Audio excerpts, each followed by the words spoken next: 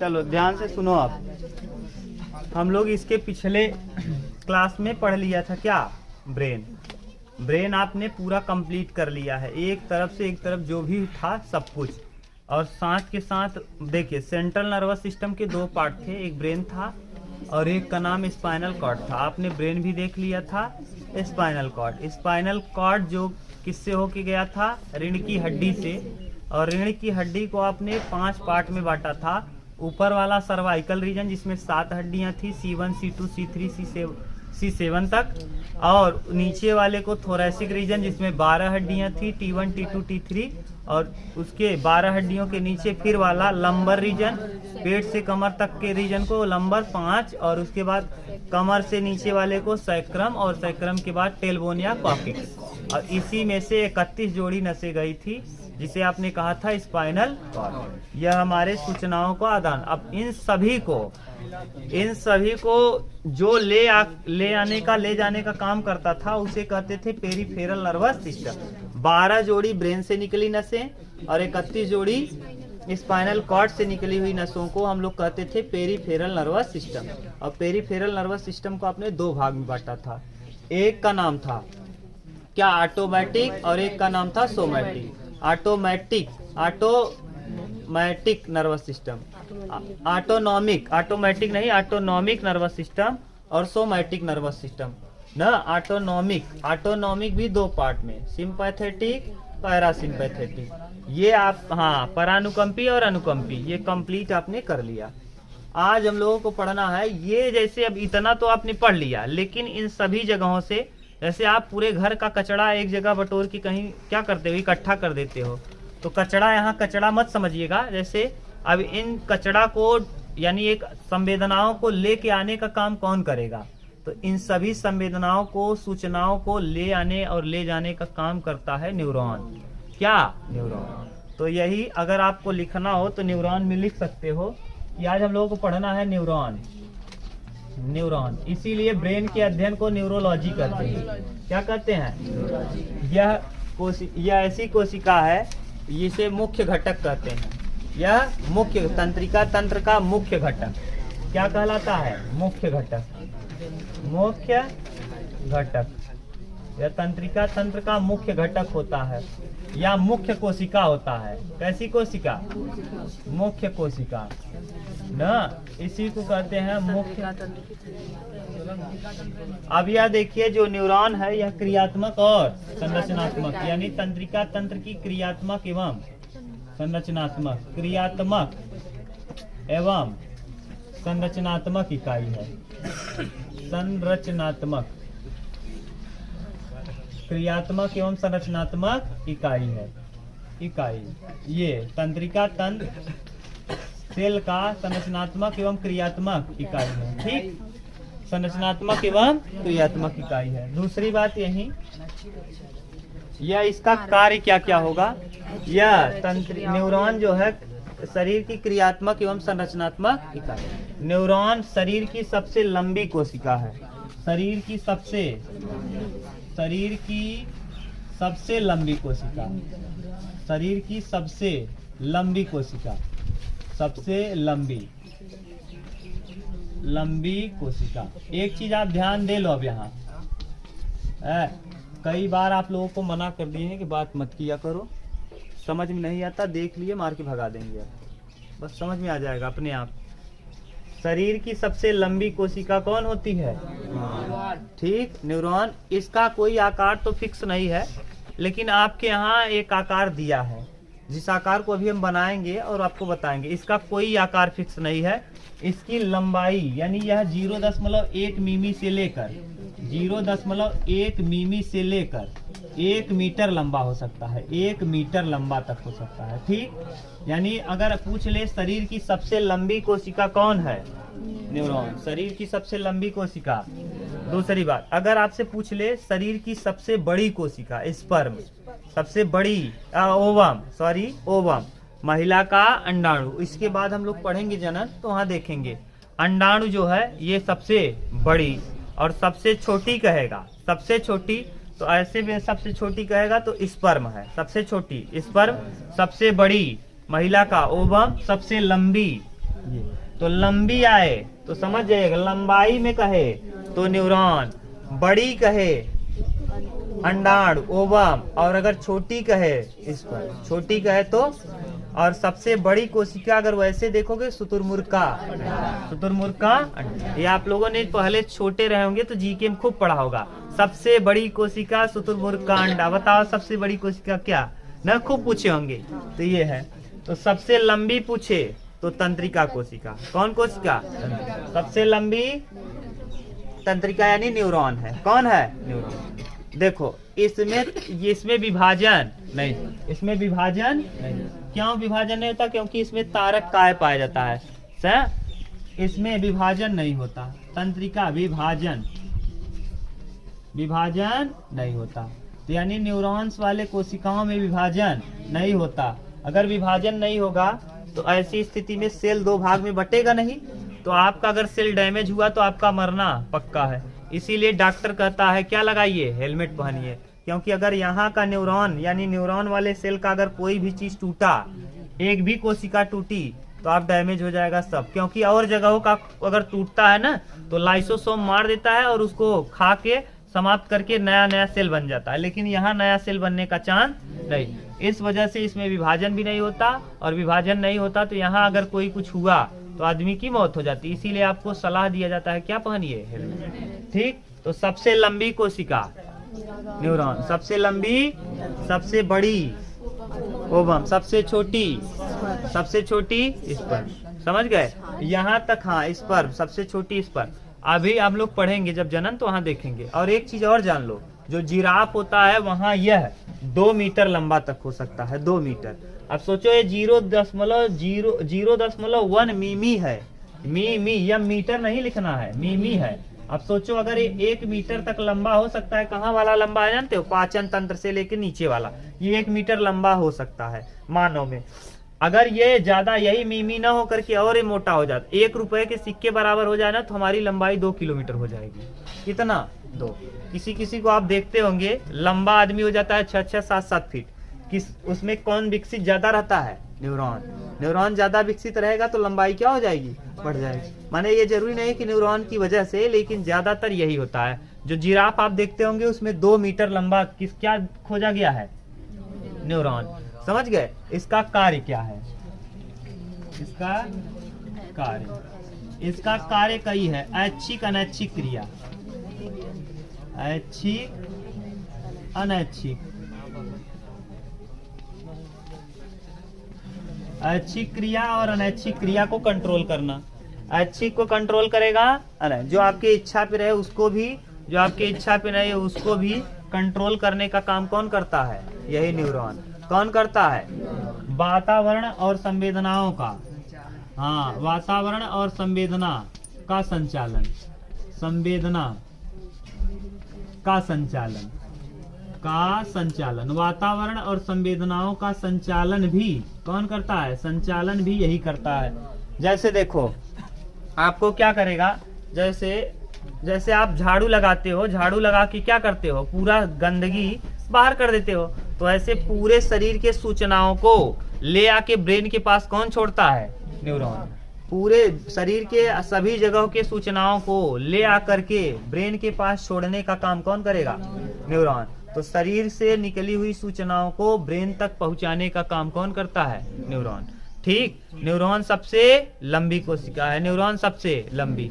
अब देखिए इस न्यूरॉन का एक इमेज दिया है आपके यहाँ, तो उस इमेज को हम बना रहे हैं और फिर वहाँ क्या क्या इसके भाग हैं, न्यूरॉन के कौन कौन भाग हैं हम उसको भी देख लेंगे।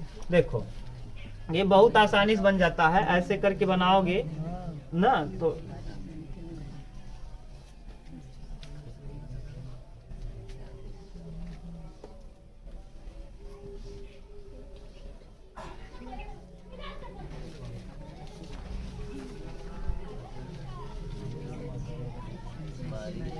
ठीक।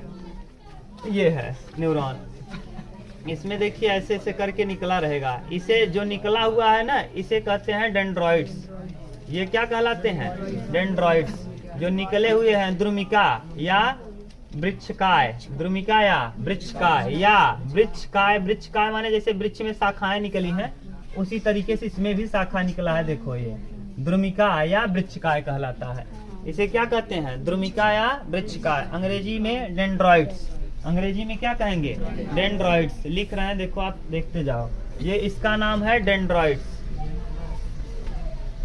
डेंड्राइड्स। ठीक, ये जो पूरा ये दिख रहा है पूरा, इसे कहते हैं सेल बॉडी। इसका क्या नाम है? Cell body. ठीक, इसे सोमा भी कहते हैं। क्या कहते हैं? सोमा। इसके अंदर यहाँ न्यूक्लियस होता है। क्या? इसे कहते हैं न्यूक्लियस। इस न्यूक्लियस में सब कुछ होगा, इसे न्यूक्लियस कहेंगे, न्यूक्लियस ना। या इसी को कोशिका काय, देखो कोशिका काय भी दिया है क्या ना, कोशिका काय। काय माने शरीर, कोशिका का शरीर, कोशिका काय। ठीक, अब नीचे देखो ये वाले संरचनाएं क्या कहला रही हैं? डेंड्राइड्स। और नीचे देखो ये नीचे की तरफ यहाँ दिख रहा है, उसमें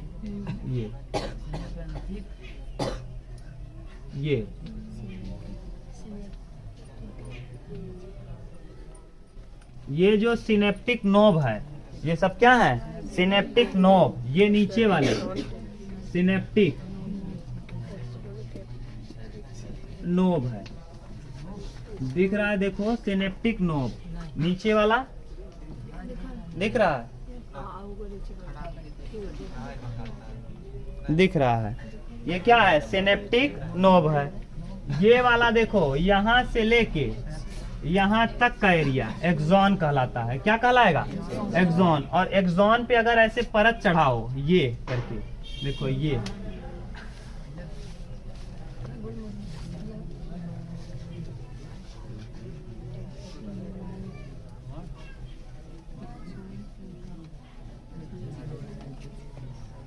ये पूरा क्या कहलाएगा? एक्सॉन। ये कहलाता है एक्सॉन। यहाँ से लेके यहाँ नीचे तक क्या कहलाएगा? एक्सॉन। और एक्सॉन पे अगर ये परत चढ़ा रहेगा तो इसे कहेंगे माइलिनेटेड एक्सॉन। माइलिनेटेड, अगर ये परत चढ़ा रहेगा तब तो क्या कहोगे?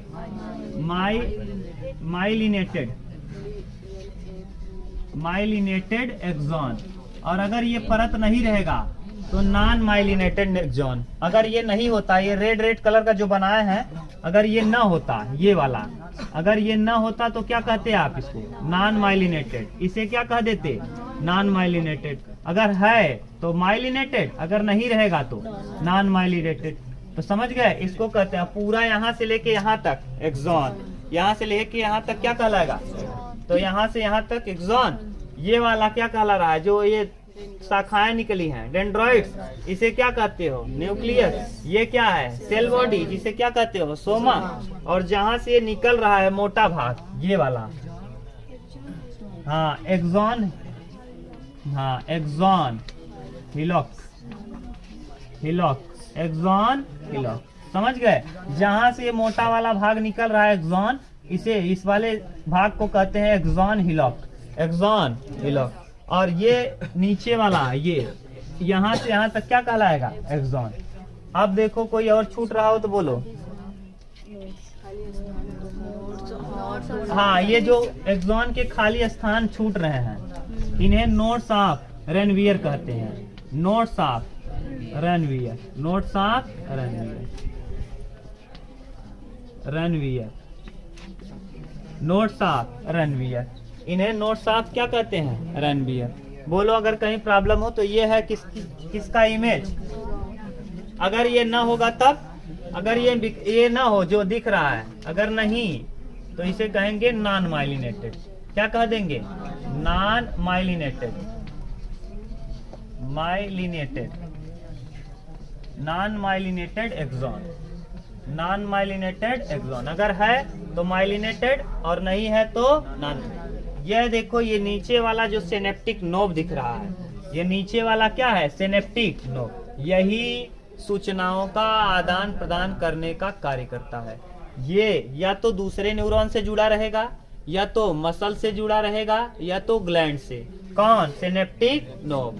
यही सिनेप्टिक नोब या तो किससे जुड़ जाएगा? देखो 3 जगहों से जुड़ सकता है। या तो न्यूरॉन से जुड़ जाए, दूसरे न्यूरॉन से, एक न्यूरॉन दूसरे न्यूरॉन से जुड़ जाए, या मसल से जुड़ जाए, मांसपेशियों से या फिर ग्लैंड से। किससे? ग्लैंड, ग्रंथि से। तो ये 3 जगहों से जुड़ा रहेगा। या तो हो सकता है एक न्यूरॉन दूसरे न्यूरॉन से जुड़ जाए तो न्यूरॉन का सूचना न्यूरॉन को पहुंचेगा।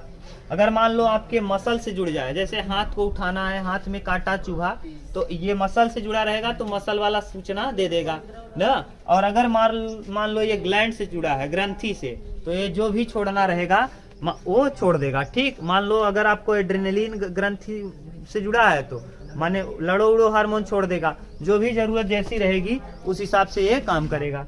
बताओ इसमें कोई दिक्कत हो तो बताओ। ये वाला क्या कहलाएगा? डेंड्रॉइड्स। ये क्या कहलाएगा? डेंड्रॉइड्स। ये डेंड्रॉइड्स आप फैले रहते हैं। ठीक, नीचे वाला एक न्यूरॉन को दूसरे न्यूरॉन से जोड़ने का काम कौन करता है? ये इलेक्ट्रिक इम्पल्सेस के द्वारा। किसके द्वारा? इलेक्ट्रिक इम्पल्स क्या है? इसमें सोडियम या पोटेशियम चैनल। कौन चैनल? सोडियम या पोटेशियम, Na+ या K+। सोडियम या पोटेशियम, सोडियम या पोटेशियम इसको क्या करते हैं? माने इलेक्ट्रिक इम्पल्सेस को भेजने का काम करते हैं। एक पे दूसरा भेजता रहेगा ऐसे। ठीक, अगर ये घुंडियां एक दूसरे को क्या करेंगी? माने क्या भेजेंगी? इलेक्ट्रिक इम्पल्स, और जिससे एक न्यूरॉन का सूचना दूसरे न्यूरॉन के पास पहुंच जाए। यही देखिए, आप ध्यान से समझते होंगे। तो कभी कभी जो ज्यादा हार्ड वर्क करते हैं, जो ज्यादा माने कठिन काम करने वाले हैं, जैसे बैंक मैनेजर है तो उसको एसी में रखा जाएगा। जैसे बड़ा काम करने वाले ऑफिसर लोग, तो क्यों? क्योंकि उनका क्या निकलेगा? पसीना। और पसीना मतलब NaCl। पसीना मतलब सोडियम क्लोराइड का मतलब होता है नमक। और नमक में क्या रहता है? पसीने में क्या रहता है? नमक ना। पसीने में क्या मौजूद है? नमक।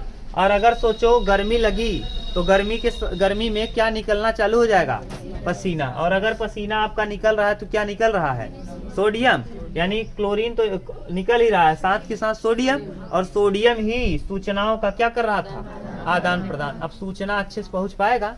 क्योंकि पसीना निकल गया, अब सूचना अच्छे से नहीं पहुंच पाएगा तो आप अच्छे से काम कर पाओगे? तो चिड़चिड़ापन हो जाएगा। कभी कभी आप थके रहते हो तो कोई घर में कुछ काम कर दिया, जैसे बहुत काम करके आए हो ना, काम करके आए हो, और उसके बाद क्या हुआ?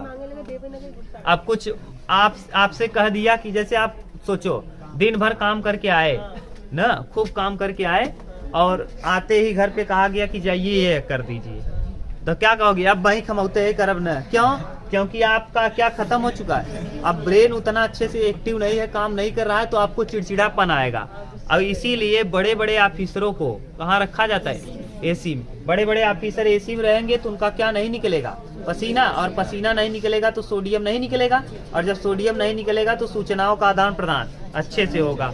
सूचनाओं का आदान प्रदान क्या होगा? अगर ये सूचनाओं का आदान प्रदान अच्छे से न हो तो क्या हो जाएगा? दिक्कत है। अब ये देखो डेंड्रॉइड्स के विषय में क्या है? डेंड्रॉइड्स यानी इसे कहते हैं द्रुमिका। ये क्या है? द्रुमिका। अब ये लिखवाएंगे इसमें क्या क्या सब कुछ मौजूद होता है। इसमें केंद्रक, कोशिका, कोशिका द्रव्य, सब कुछ, गाल्जी बॉडी सब होता है। ठीक, इसमें तारक काय नहीं होता। तारक काय सेंट्रियोल ना, तारक काय नहीं होता, इसी वजह से इसमें कोशिका विभाजन नहीं होता। ठीक, अब बताओ आप, ये क्या है? डेंड्रॉइड्स है। इसे और क्या कहते हो? द्रुमिका, वृक्षकाय, और क्या कहते हो? कोशिका काय। देखो कोशिका काय भी दिया है किताब में, नहीं दिया है इसमें? इसको भी लिख लो है, इसमें छोटा छोटा है। ये क्या है? कोशिका काय। ये हम बना दे रहे हैं, ये है कोशिका काय। ये इसका जो छोटे छोटे हैं इनका क्या नाम है? कोशिका काय। कोशिका काय। कोशिका काय को क्या कहते हैं? साइटोन। हाँ, CYTON सही लिखे हैं, साइटोन। ठीक, कोशिका काय को क्या कहेंगे? साइटोन। तो इस किसके अंदर भरा है? सेल बॉडी के अंदर कोशिका काय है। कोशिका काय, तो कोशिका काय। अब बताओ ये वाला जो शाखा है इसका क्या नाम है? डेंड्रॉइड्स। शाखा का नाम डेंड्रॉइड्स।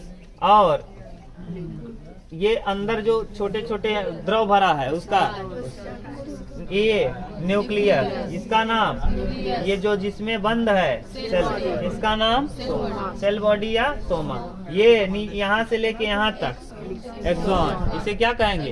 एक्सॉन। एक्सॉन पे अगर परत चढ़ा हुआ है तो क्या कहें? माइलिनेटेड। अगर नहीं है तो नॉन माइलिनेटेड और नॉन। और एक्सॉन जहाँ से आता है मोटा वाला area, axon hillock, axon hillock. और ये जहाँ जहाँ ये नोट्स हैं, नोट्स के खाली स्थान को नोट्स ऑफ रेनवियर।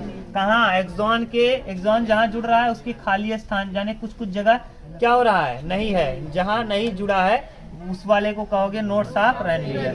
नीचे वाला क्या कहलाएगा? Synaptic knob. इसको देखो और कुछ लिखा होगा इन सबको, शाखाओं को।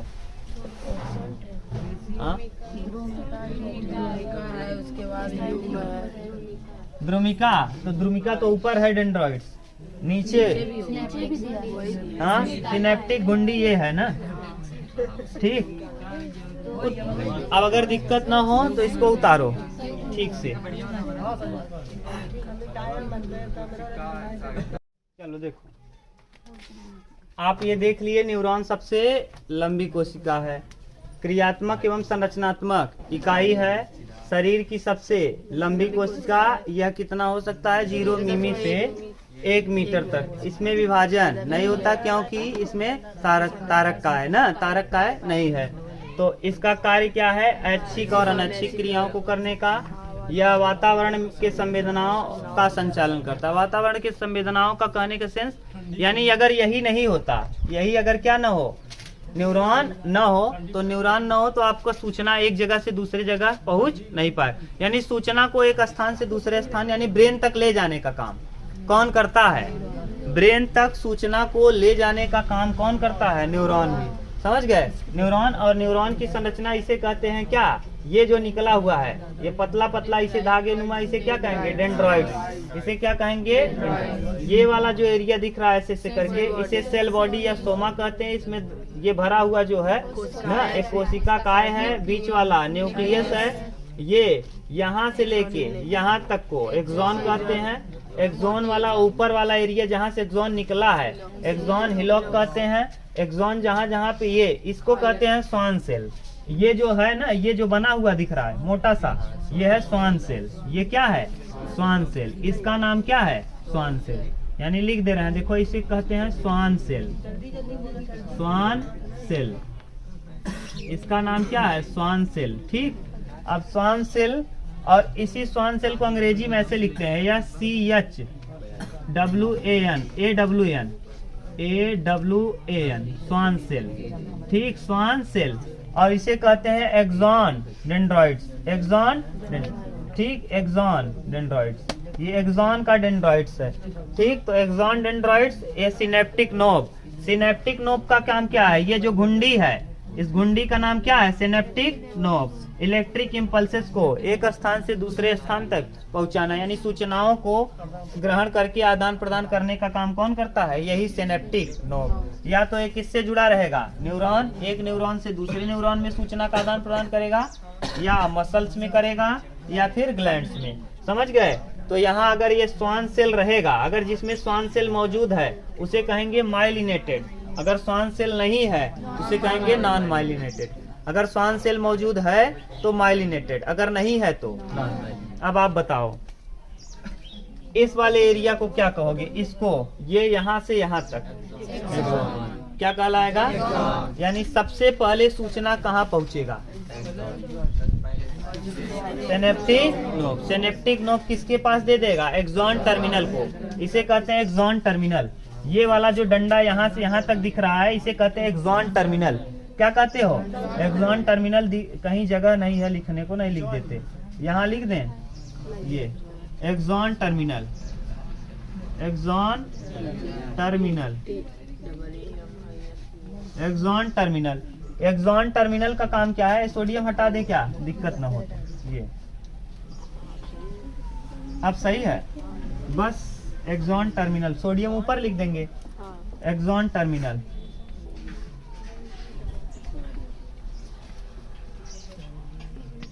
Axon terminal. ये यहाँ से यहाँ तक कहलाता है एक्सॉन टर्मिनल, एक घुंडी कहलाता है सिनेप्टिक नोब।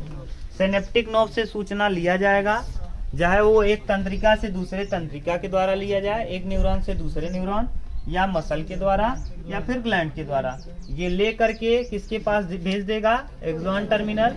एक्सॉन टर्मिनल कहाँ भेज देगा? एक्सॉन के पास। एक्सॉन में क्या चढ़ा होता है? ये सेल है, उसके ऊपर चढ़ा रहेगा जिसे स्वान सेल कहते हैं। अगर मौजूद रहेगा तो माइलिनेटेड कहेंगे, अगर ये स्वान सेल मौजूद नहीं है तो उसे नॉन माइलिनेटेड कहेंगे। यहाँ से सूचना पहुंचेगा एक्सॉन हिलॉक के पास, और एक्सॉन हिलॉक से इन सब जगह सूचनाओं का क्या हो जाएगा? ये पहुंचा देगा ब्रेन तक। और ब्रेन पूरा सूचना किस वाला, कौन सा है? सूंघने वाला सूचना है ना? सूंघने वाला है कि स्वाद वाला है कि गर्मी वाला है कि ठंडी वाला है? ब्रेन उसको अपने हिसाब से महसूस कर लेगा और आपको बताएगा कि ये करिए। और ये बहुत कम सेकंड में, 1000 के 10वें सेकंड में बहुत तीव्र गति से होता है। इतना स्पीड से होता है कि इसको काउंट आप नहीं कर सकते। और ब्रेन का जो हम लोग देखते हैं, आप लोगों ने देखा होगा ऐसे ECG होता है, इलेक्ट्रोकार्डियोग्राफ ना, EEG, हाँ ECG आपने देखा होगा। ECG ये हार्ट का है, इलेक्ट्रोकार्डियोग्राफ, और EEE इलेक्ट्रोइंसेफेलोग्राफ, इलेक्ट्रोइंसेफेलोग्राफ। ये ऐसे ऐसे करके आपने देखा होगा ब्रेन का ना। तो इलेक्ट्रोइंसेफेलोग्राफ ये ब्रेन का क्या करता है, समझ गए? तो ब्रेन में इलेक्ट्रोइंसेफेलोग्राफ, तो अगर आपके ब्रेन में दिक्कत है तो ये ठीक से न्यूरॉन वाली सूचनाएं, माने जो न्यूरॉन है ये एक सूचना का क्या, एक सूचना का फ्लो लगातार है, तो सूचनाओं का फ्लो लगातार नहीं होगा, इसमें कुछ न कुछ क्या गैप मिल जाएगा। तो आप समझ जाएगा डॉक्टर कि आपको क्या कोई न कोई प्रॉब्लम ब्रेन की है। ठीक, तो ब्रेन में दिक्कत रहेगा तो उसका जांच किया जाता है EEG।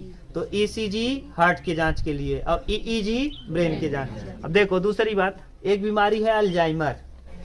क्या अल्जाइमर बीमारी कब होती है? आदमी जब बुढ़ा हो जाता है 60 साल के बाद, तो आदमी कुछ चीजों को क्या होता है, भूलने लगता है, उसको कुछ चीज याद नहीं रहता। आप अपने मित्र को भी नहीं याद कर माने आप, अगर आपका मित्र आया, अगर आपको अल्जाइमर हो गया तो आप उसको भी पहचान नहीं बुढ़ा आदमी अगर गांव का कोई है तो पहचान लेता है कि नहीं, यह जितना बूढ़ा हो सबको पहचान लेता। अगर अल्जाइमर उसको हो गया तो ऐसी स्थिति में वो अपने घर वालों को भी पहचानने से मना कर देगा। तो अल्जाइमर एक बुढ़ापे की क्या है, बीमारी।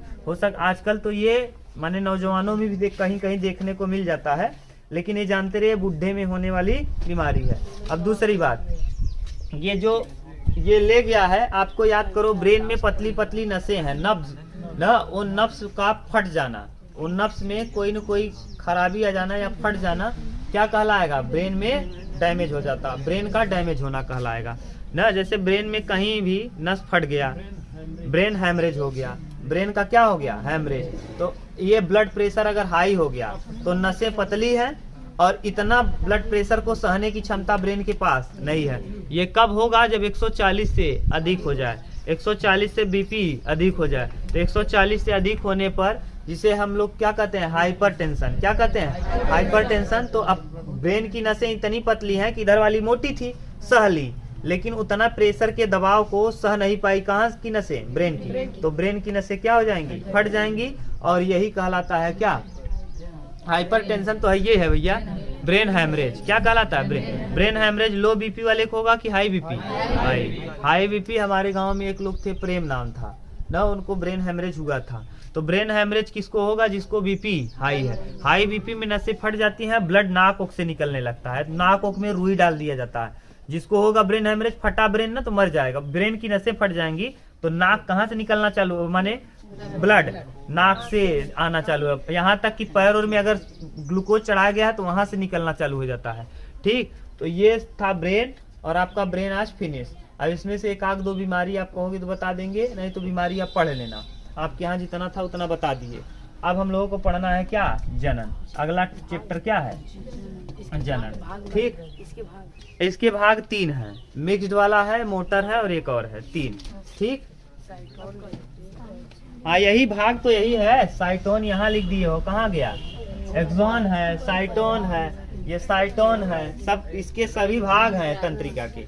ठीक, कंप्लीट ढेर सारा, उसमें 3 लिखा है तो इसमें बहुत लिखवा दी। ठीक, उतार लो इसको। देखो तंत्रिका तंत्र के प्रकार देख लो, ये लास्ट टॉपिक है ना, यही बच गया था। तंत्रिका तंत्र के प्रकार, तंत्रिका तंत्र के प्रकार यही दिया है ना जी, देख लो। ये 3 प्रकार का होगा। कितने प्रकार का? 3। एक को सेंसरी नर्व, सेंसरी देखो ऐसे लिखा है, सेंसरी SENSORY, सेंसरी नर्व ना। दूसरे का नाम मोटर नर्व और तीसरे का नाम मिक्स ना, मोटर और तीसरे का नाम मिक्स। ठीक, सेंसरी, मोटर और मिक्स। सेंसरी नर्व माने संवेदनाओं को एक स्थान से दूसरे सेंस करना। सेंस माने क्या? ज्ञान कराना। आँख, कान, नाक, जीभ, त्वचा, 5 सेंस ऑर्गन है, इन सबको सेंस कराना। जैसे आप सूंघ रहे हो तो सूंघने वाला जो है ये सेंसरी नर्व ले जाएगा। आँख, जैसे आप देख रहे हो तो कौन? Sensory nerve. जैसे आप किसी चीज को देख रहे हो कि लाल कलर का है कि पीले कलर का है, तो इसको सेंस कराने का सेंसरी नर्व ले जाएगा कौन? तंत्रिका तंत्र, और सेंस वाले ऑर्गन के पास दे देगा। और सेंस वाला आपको बता दिए हैं, अलग अलग लोब है। अग्र मस्तिष्क के कई भाग थे और उसमें 4 लोब में बता था, frontal lobe, parietal lobe, occipital lobe और टेम्पोरल लोब। उस लोब में अलग अलग जगह पे सेंस करने का अलग अलग जगह था।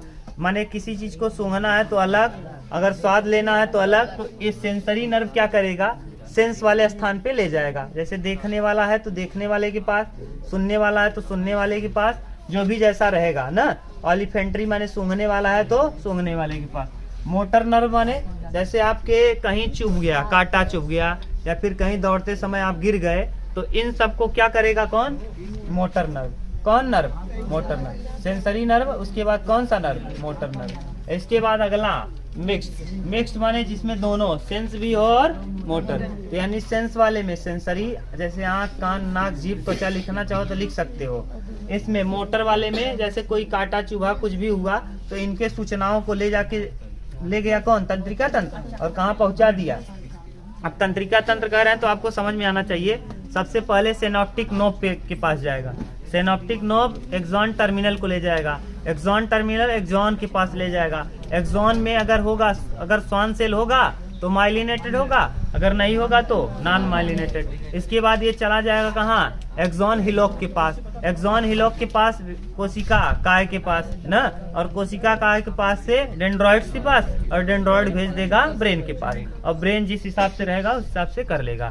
ठीक, इस तरीके से ये पूरा चलेगा। मोटर मतलब मोटर नर्व याद करके रखना कि अगर मोटर नर्व गड़बड़ हुआ तो ऐसी स्थिति में आपका मोटर गड़बड़ा, ऐसे पुष्पाराज, झुकेगा नहीं ना, तो झुकेगा नहीं, पुष्पाराज हो जाओगे। समझ गए? तो यही है, मोटर नर्व गड़बड़ होने का मतलब पुष्पाराज हो जाओगे। तो एक तरफ गड़बड़ हो जाएगा, जैसे किसी को मार दिया लकवा या फिर कुछ भी, तो इसका मोटर नर्व काम करना बंद कर देता है, तो डैमेज हो जाता। तब आप ऐसे गिर रहा है चल रहा ना। अखी बुढ़वा देखे रहा है, बाहुबली बुढ़वा देखे रहा है, जो ऐसे रहा था पालिस, कटप्पा नाम था उसका। नहीं, कटप्पा तो दूसरा था। अरे जो ऐसे कर रहा बुढ़वा, हाँ मोचा, यहाँ बल्लाल देव नहीं, हाँ बल्लाल के पिता देखे रहा बुड्ढा के ऐसे, तो उसका गायब था। कौन गायब था? मोटर नर्व ना, मोटर नर्व। ये जान लो, बहुत ही समझ लो, बहुत खचड़ा है ना। और मन मेन के रहा था औरतिया, जौन डेंजर है, मार दो उसको। यह पूरा कहानी ना, कितना भयानक मरवावत है। हाँ,